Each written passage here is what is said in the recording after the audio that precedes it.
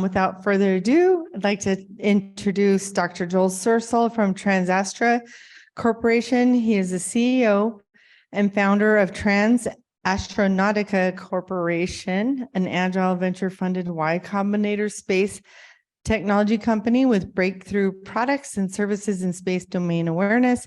He's joined by Nathan Gap from DIU, Mir Sadat virtually from Atlantic Council, Bill Goodman from Goodman Technology, and Laura Durr from AFRL. And there we go. It's Laura. Right here. Aha.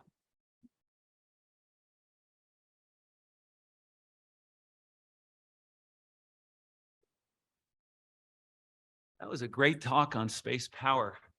What's happening there?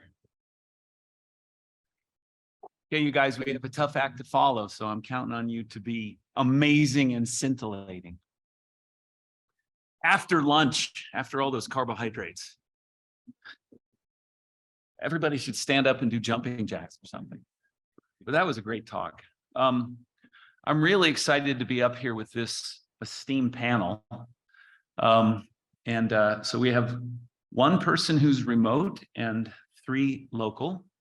What I'll do is I'll briefly introduce each of the panelists. And this is a panel on space domain awareness and traffic management. I might extend it a little bit into orbital debris mitigation because I don't think there's a way to get around that. And then I'm going to ask each of the panelists to spend just a couple of minutes giving you a little bit of their background on space domain awareness, traffic mitigation. And then we'll get into some Q&A and see where it goes. It'll be organic. So Mr. Mir Sadat, who's coming to us remotely, is a non-resident senior fellow in the forward defense practice of the Atlantic Council's Scowcroft Center for Strategic Security. He has more than 25 years of experience in private industry, higher education, and U.S. government. What you'll hear is that he's recently published some very important work related to policy in this area, and I think that will inform the discussion quite a bit. Then we have, by the way, I could go on for about an hour on everyone's credentials, and you'll just see that they're awesome, but I'm just going to give the short version here. Laura Dunn is the Space Domain Awareness Mission Area Lead at AFRL, so listen to what she has to say. She's responsible for providing the critical technical support needed to provide the U.S. Space Force with the right capabilities to deter our adversaries in space. So, key person on the panel. Awesome. Next is Major Nate Gap. He's a program manager in the space portfolio at DIU, where he leads the Global Space Innovation Project, GSIP, adapting commercial visualization and analysis tools to space domain awareness missions, and Project Sinequan. By the way, I really want to hear you pronounce that so that everyone knows. Don't do it now. Keep it. They'll be waiting. I pronounce it Sinequan. We'll see if I got it right. For commercial delivery to and from cislunar space. He also supports DIU's global partnership efforts. And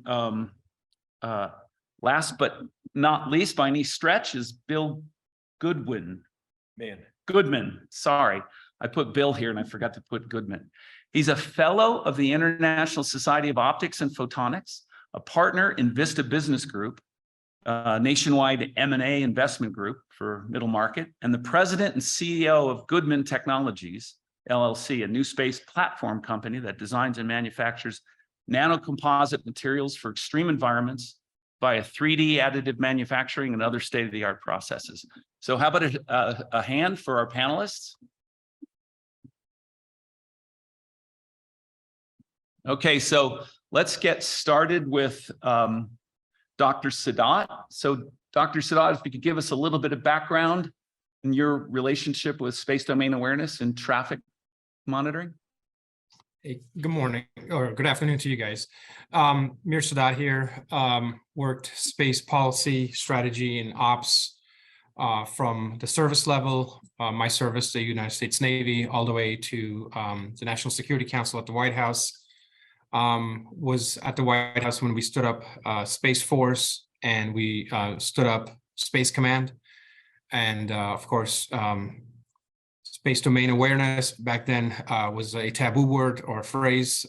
We were very concerned about what was going on and space traffic management as well. And I arrived to the White House right after SPD3, which is the foundation for space traffic management. And since having left the White House, I've been researching and writing about it, trying to see and discover problems that policymakers are not aware of and help guide some of that discussion. Nice. All right. Why don't we just go in the order from far to close? Let's go with Major Gap. Is your mic working? AV, his mic is not working. Let me hand this one down. Thank you. Thank you. Yeah, Major Nate Gap. I'm a program manager, as you said. GSIP is the way I pronounce the first project that's space domain awareness related. That's looking to bring in commercial capabilities to do data visualization analysis of space domain awareness data, especially not just government, but commercial data as well. And then Cineclone, you did pronounce correct. I'd accept it. So, all right, I feel good. Yeah, and that being a cislunar effort, SSA, SDA will be a component of that, but the majority of that mission is mostly delivery and access and operating within space. So, cool. Ms. Dewar? Does this one work? hey, all right. Okay. Yes, it works. Okay, so you're 1 for 2. My last name is Durr. If I was Laura Dunn, I'd be a lot more rich. Sorry about I that. live in Hollywood. So for those can always remember Durr, that's me. I'm gonna use my minute for a plug for AFRL just to kind of explain what my role is. When Space Force stood up, AFRL took another look at how we support space, and they stood up what's called the Deputy TEO for Space. That's Dr. Andy Williams, which is General Pringle's deputy. And so with that, we also stood up what's called Mission Area Leads. So I am the SDA, SSA Mission Area Lead. What does that mean?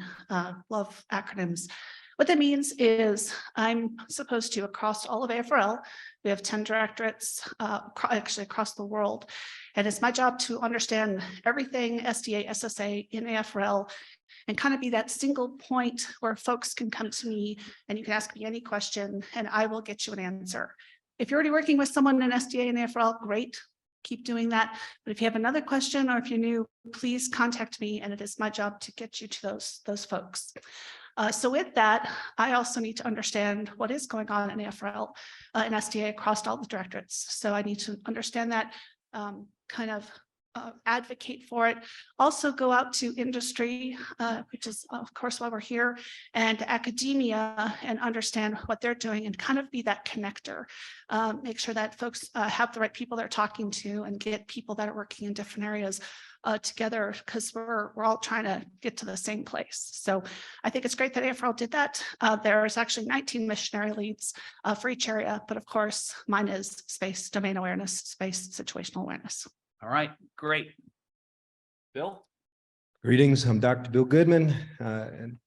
Back in the day, I worked at Schaefer Corporation and I managed a group called the Lightweight Optical Systems Group, or LWAS.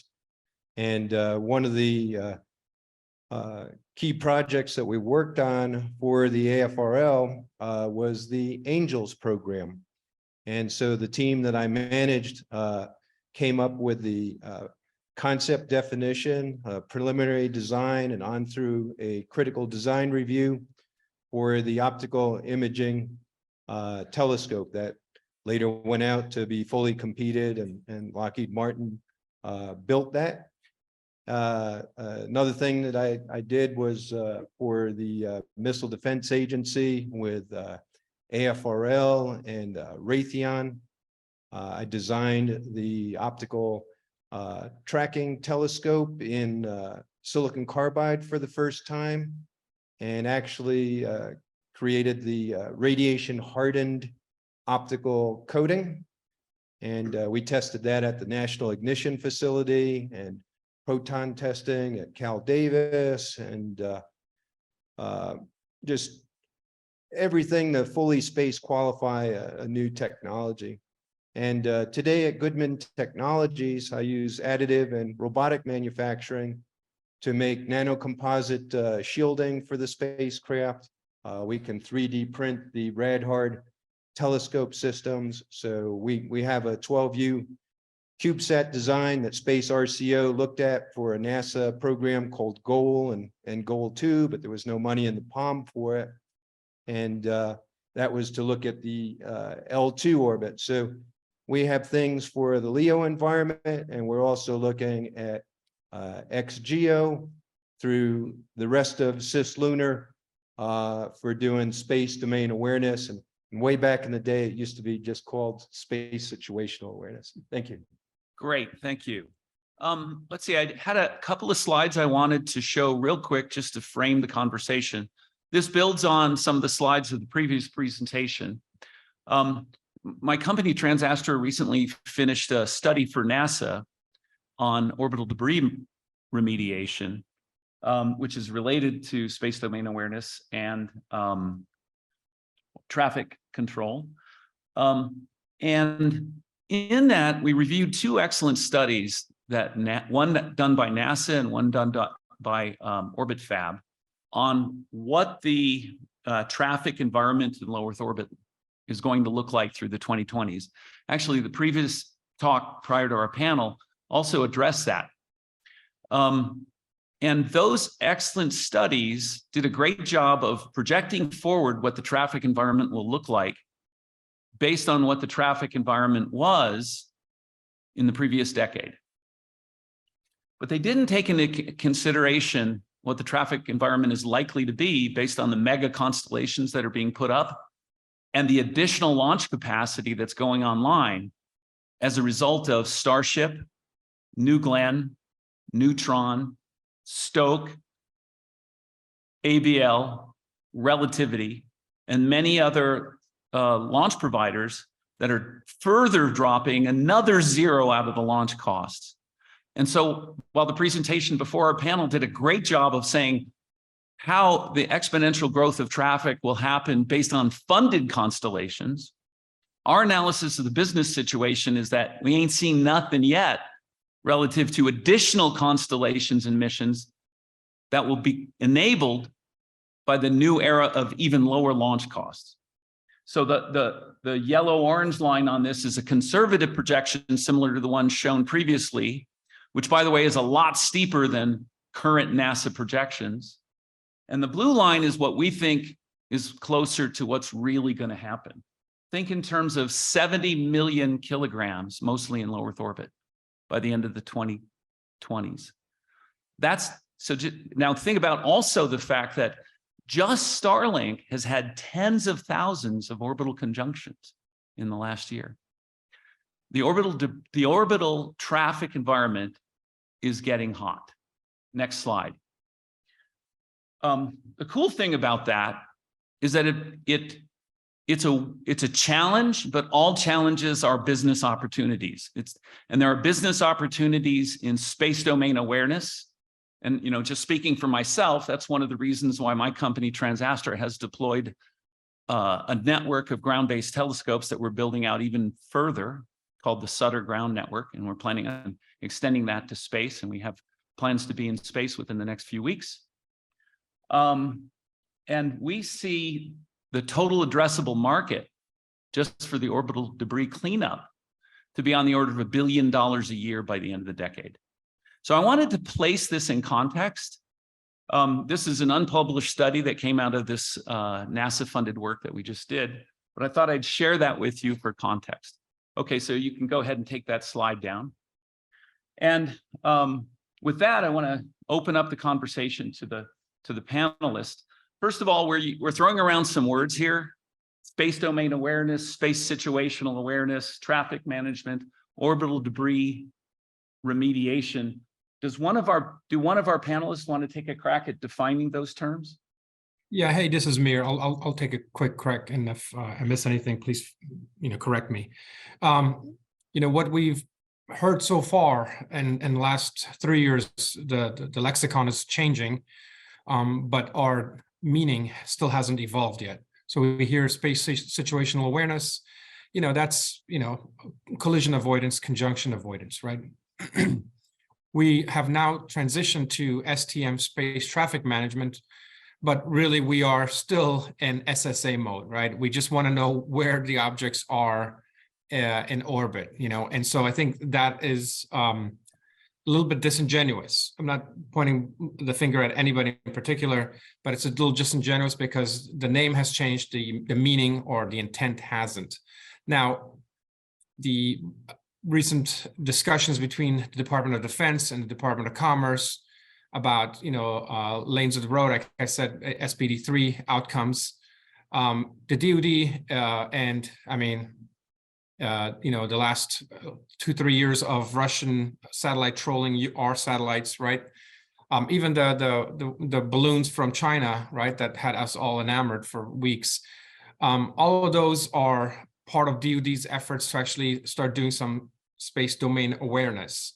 Whether they are fully capable or able to do so is a different discussion, but they're really concerned about that. And when you're in the military and you want to know awareness of your domain, you want to know who and what everything in your domain is. Are they bad actors, good actors? Are they neutral actors? Is it red? Is it blue? Is it, green, right? That's what you want to know. That's very different than space situational awareness. And so the DoD, rightfully so, should be going down that road. They should not be necessarily, maybe doing SSA. SSA should be passed off to Department of Commerce fully when they're able to do so. So I think that is some of the lexicon discussion there, I would say, that needs to be defined and further explored whether the agencies that are, the primary responsible offices for it, are they actually fulfilling the requirements that were given to them? So thank you. Nate, looks like you've got some thoughts on this. Oh, it still doesn't work? No, this is fine though. Yeah, between what Dr. Sadat and you presented on your slides, that's kind of what GSIP's going after is using, it's this, I'm going a little bit on a tangent, so I'm not expanding upon the definition. I think Dr. Sadat defined it just perfectly fine. Okay, good. Yeah, but it's a growing problem, and the domain awareness thing needs to be there's a lot of characterization that goes along with it. And it's because, like you presented, the influx of activity that's going to be going on orbit. We're going to need new technologies such as AI/ML to process data faster from all the sensors that are coming online, both space and terrestrial based. So it's a characterization difference that kind of separates the two, I think. Very good. There's a term of art related to this field called the Kessler syndrome. Now, those of you who are technically competent and saw the movie Gravity know that it has nothing to do with that. But if you've been around and you've looked at the debris situation in low Earth orbit, for example, in human spaceflight, one of the greatest hazards, maybe the largest hazard that NASA astronauts encounter in low Earth orbit is related to orbital debris. I remember back in the 90s working with an astronaut on a project.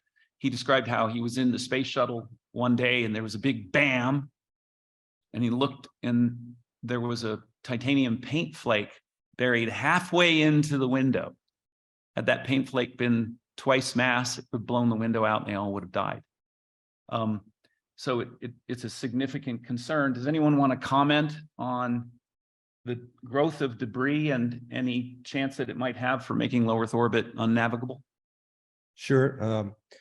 Back in the day, one of the first models that came about commercially was the AGI and STK, and back then there were only a few thousand objects in space. I mean, to date, we have about 18,000 tons that we've put in orbit since the 50s. But if you look at the various numbers that are out there, if you look at like the CSPOC out at Vandenberg, they'll quote that there's 33,000 objects we're tracking. The numbers for the Space Force aren't absolute, but they range from 20 to 40,000 objects. And most of the objects that they're tracking are the size of a softball, about 4 inches wide, but as has been pointed out several times in the conference, if you get something the size of your pinky fingernail and it's going 17,500 miles per hour, it can cause significant damage. I had a silicon carbide mirror, first cousin of a diamond, flying on the wake side of the International Space Station on a MISSI mission, and it got hit by an orbital debris, and it actually created a volcanic crater on the silicon carbide.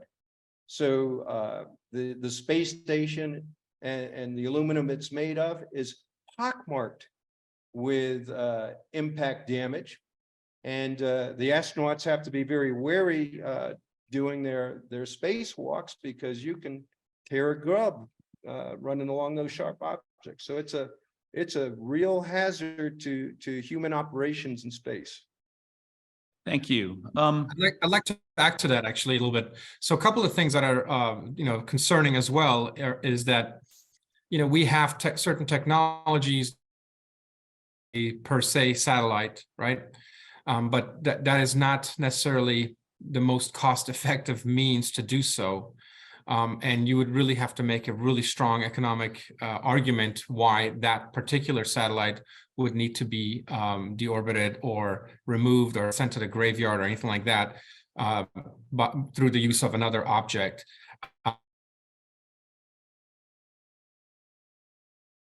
Way the launch model was pulverized, and until we can find a way to do that, this will be as was mentioned, a grave concern, especially as LEO proliferates, and also the other orbits as well. So I think that's something we have to think as well, that Mir, we're losing you. The internet is not adequate for us to understand what you're saying, I'm afraid. Okay. You could try turning your video off. I know that is a meme that people try. I've never seen it work. Let me try. So I think the problem is that if we are relying on one. All right. So, Laura, would you like to pick that up at all? Yeah, actually, I'd love to hear more in the policy area. So when we talk about these things, I think we all violently agree that it's a problem. But really, the way to solve that is policy, and it's a dirty word. And until Is we what? come policy, so I see, dirty word. So until we all find out who's responsible and who needs to take care of these things, unfortunately, the owning folks of these satellites, it's a danger thing. One of your questions you thought about is, are we going to do something now or wait for a disaster to happen? Well, we've had disasters happen. We're past that. So how do we force the policy out there? Because there's a lot of great ideas on how to fix this. There's a lot of money, as you said, out there to fix this. But we really need to force who's responsible, who needs to take care of this, and they need to take care of it now. And that is the piece that's missing. We keep talking about it's horrible. We all know that, and something needs to be done. We all know that, and then we all kind of fall off this cliff. So how do we force that policy, I think, is where debris is stuck. And it's not stuck at a devastating event. That's happened. So unfortunately, that's where we are. I'd love to hear what policy has to say, and that's a dirty word. Yeah, let's try Mir again. Mir, if you could address, let's see if we can hear you this time. And if not, we might have to punt. But we'd love to know what your suggestions are based on the work you've done in the policy area, so that companies are motivated to clean up, and that there's a way that the private sector can be paid for providing space domain awareness and remediation. Let's see if this works. If it doesn't, I have to call in. So I think on both sides of the aisle, the word regulation is a dirty word. So I think that is why even this administration, that you would think would be more regulation, is kind of looking for best business practices. And so we are looking to have a responsible launch, right? A lot of the sort of standards that go with the, for launches are being updated. How long you can keep a spacecraft in orbit are being looked at. And just recently this year, there was some guidance based on that. You know, the 25-year rule sort of came down, right? And part of, I think, what the earlier presentation showed is that satellites are not as durable as they used to be. I mean, we used to launch satellites because of nuclear potential war, and so they were pretty hardened and pretty solid. So the new ODMSP guidance, I think, is an international standard. And once U.S. companies adopt those standards, then international ones will as well.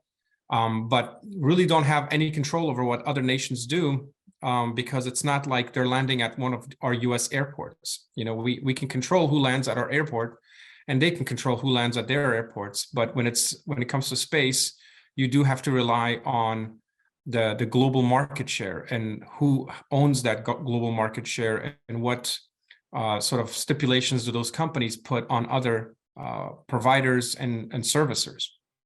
It's really difficult to just create regulation for that. You're going to snuff out the industry. Thank you. Bill, did you have a point? Yeah, I was going to say the White House created the U.S. Space Policy Directive 3, and that was for the space tracking management. What they need to do is create another thing, right, that specifically addresses the orbital debris. It's one thing to, have the traffic cameras that see the traffic jam, but let's do something about getting that traffic out of the way, because there is going to be a huge number of commercial users, probably 10, 20x beyond what, the government is going to deploy. And that's where the big money is going to be. Right. And for industry to bring that up and push those policies, on, the White House, those policymakers, I think that's what's really very important, is to keep bringing it up and pushing it on there, saying, look, I have a problem. I have these billion-dollar assets and they're not safe. And so I'm sorry, policy, you have to do something about it. So I mean, the piece that goes with that is we have to understand that we probably have the most number of assets up there that are useless and they serve no function. And so by doing that, we are immediately taxing ourselves.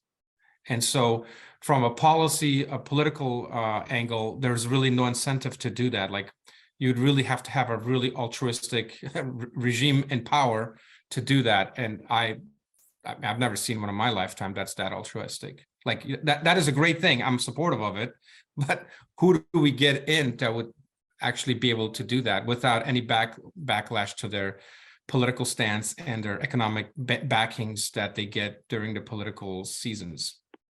Yeah, what we've seen is that in economics, there's a principle called the tragedy of the commons, which means that if there's a common resource that's for the benefit of all, that can be exploited and ruined by all, unless there's a certain amount of regulation in place, that's what happens. And we see that happening. And the role of regulation should be to provide a profit incentive for the private sector to clean these things up by making those who create debris responsible for its cleanup. Also, there's no equivalent to salvage in space. The law of the sea allows for salvage of derelict spacecraft, but international space law makes touching someone else's derelict spacecraft an act of war. There's a general consensus in the field that those things need to change. So I'd like to switch to some technical questions. Actually, I'd like to follow up just on that. So clarification, since 2017, the United States policy has been that space is not a global commons, the United States policy, that it is not a global commons. And so, and I know that's a touchy point for everybody, but both last two administrations have not clarified that it is. And so law of the sea portion that applies to global commons is being shunned. Yeah, and what I'm talking about is, regardless of policy, what the economic reality is. But so let's agree that there's serious policy and regulation issues here, but I'd like to get to the technical issues. That is, what are the unsolved problems for space domain awareness in low Earth orbit. Would one of our panelists like to address that? I'd love to take that one. So a little over. What I'd like to do is have each of the three technical panelists up front take a minute on that subject.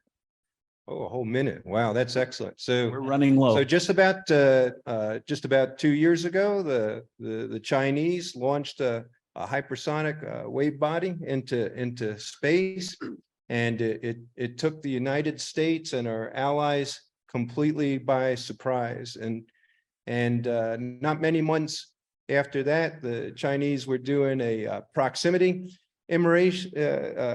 operation with another one of their satellites. And the next morning, both satellites were gone.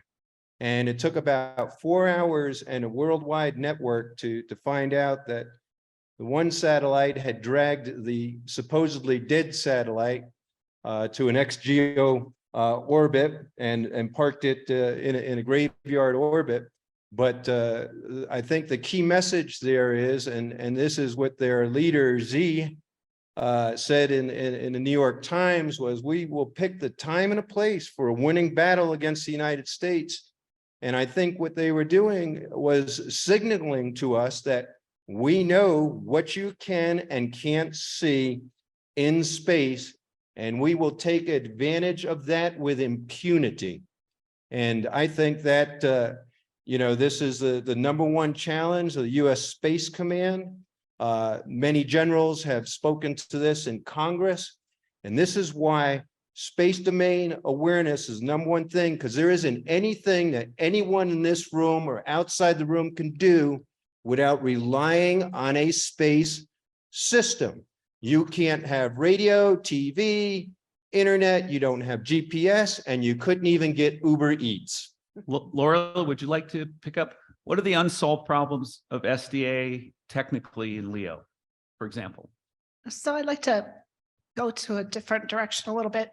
I was going to say, for the past 4 or 5 months since I stepped into this job, I've been really listening to a lot of the commanders of different operational units, the 18th, 19th STS, which that's their job is space domain. And then, of course, the Indo-PACOM commander, I got to listen to him.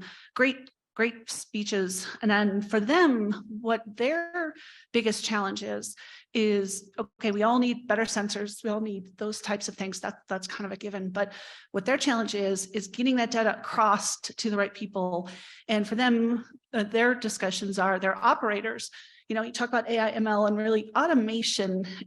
We have those three, but we really need to understand the differences between those three. And there are discussions where I have an operator, and in order for them to make good decisions, they have to have all the data possible right here to be able to make those good decisions.